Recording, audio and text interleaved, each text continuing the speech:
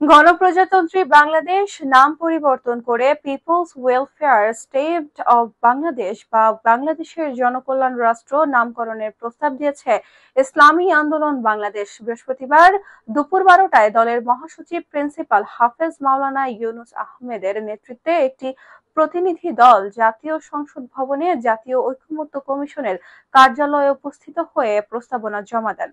কমিশনের সহসভাপতি অধ্যাপক আলী রিয়াজের কাছে তারা লিখিত মতামত দেন। দলটির পক্ষ থেকে বলা হয়, রাষ্ট্রের নামের মধ্যে যেন জনগণের কল্যাণ নিশ্চিত করার দর্শন প্রতিফলিত হয়, সেজন্য people's welfare state of Bangladesh নামটি প্রস্তাব করছি।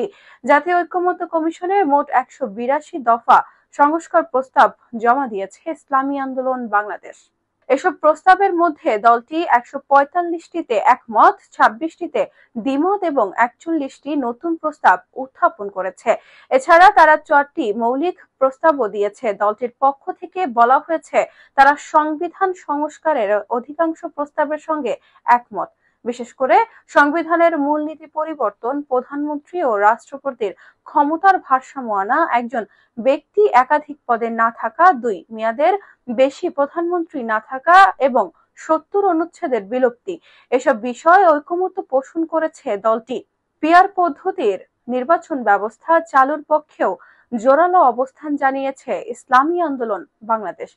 দলটির দাবি, এই পদ্ধতি চালু হতে ক্ষমতার ভারসাম্য প্রতিষ্ঠা হবে এবং ভবিষ্যতের স্বৈরতন্ত্র প্রতিরোধ করা যাবে।